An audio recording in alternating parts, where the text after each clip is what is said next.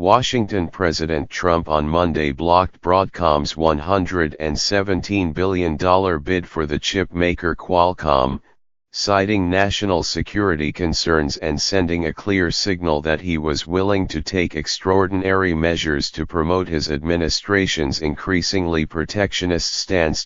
In a presidential order, Mr. Trump said credible evidence had led him to believe that if Singapore-based Broadcom were to acquire control of Qualcomm, it might take action that threatens to impair the national security of the United States. The acquisition, if it had gone through, would have been the largest technology deal in history. Mr.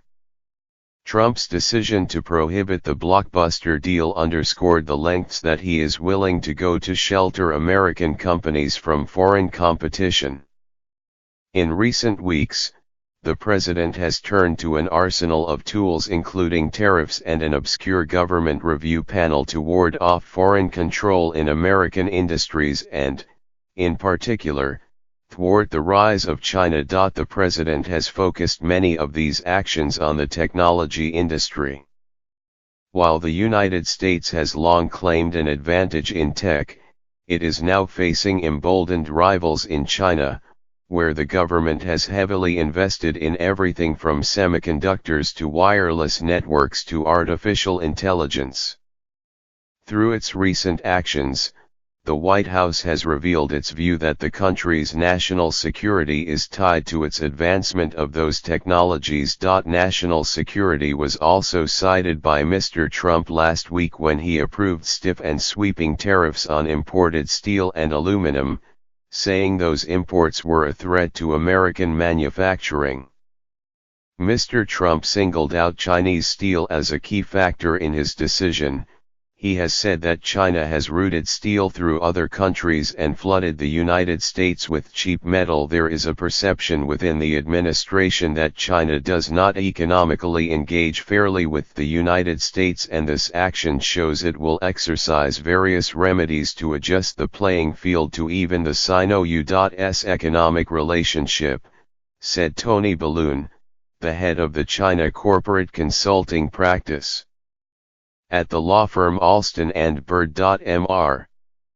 Trump was given an opening to block Broadcom's bid for San Diego-based Qualcomm earlier this month.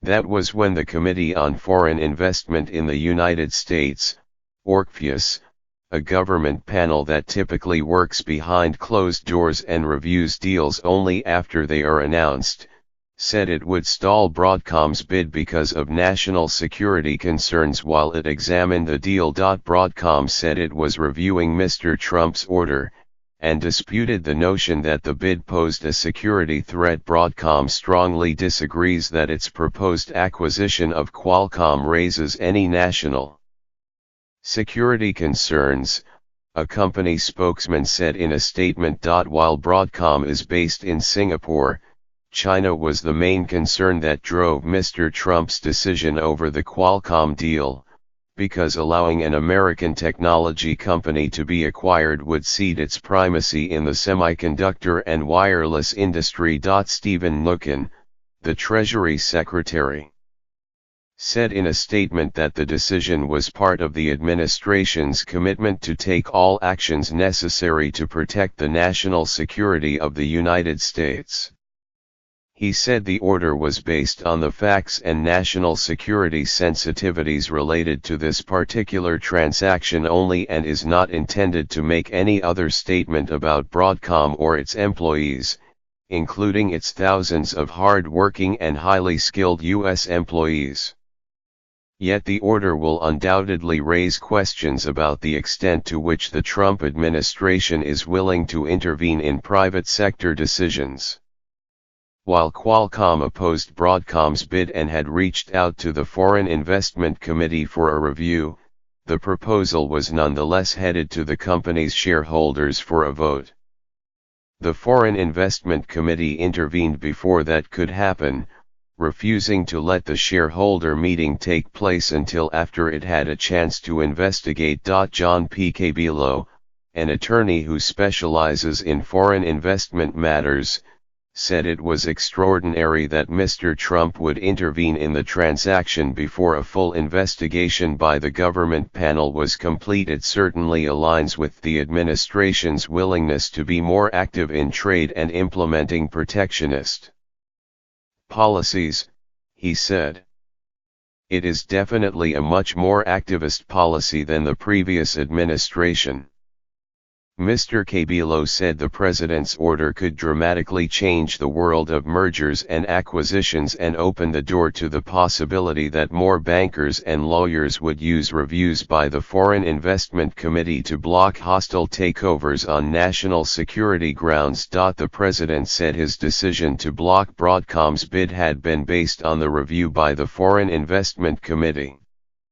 The panel had said that the leadership of Qualcomm, which makes wireless chips and also licenses key wireless patents, was too important to let go of.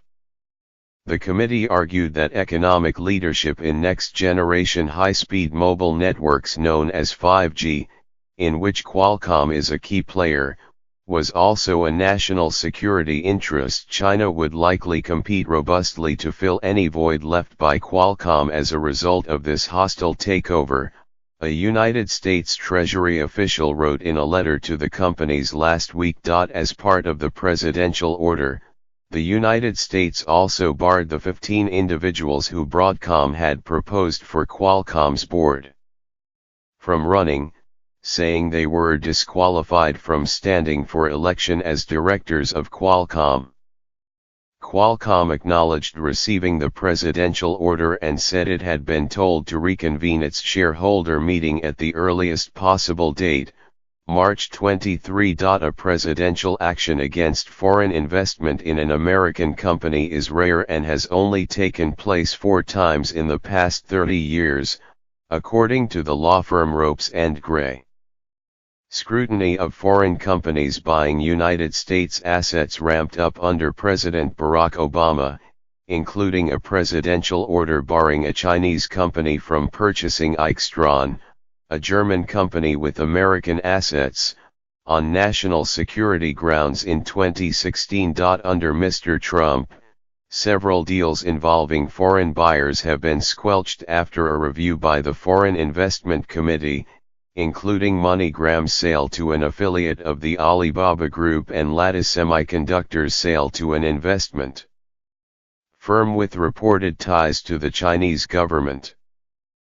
But the action against Broadcom was unusual because mergers are rarely killed before a publicly traded company's shareholders are given the chance to decide on the offer for themselves. The decision was a blow to Broadcom, which under its chief executive, Hock Tan, has built itself up through several acquisitions. Mr. Tan had gone to great lengths to deflect concerns by American regulators and the Trump administration, including appearing in a televised speech at the White House with Mr. Trump last November, during which Mr. Tan promised to redomicile Broadcom in the United States. Broadcom had at one point in its negotiations with Qualcomm also offered to up its offer to acquire the company. After the Foreign Investment Committee announced its investigation into the Qualcomm bid this month, Broadcom hastened plans to move its headquarters to the United States and sent a letter to lawmakers promising it would not slow research and development in 5G networking technology if the merger were approved.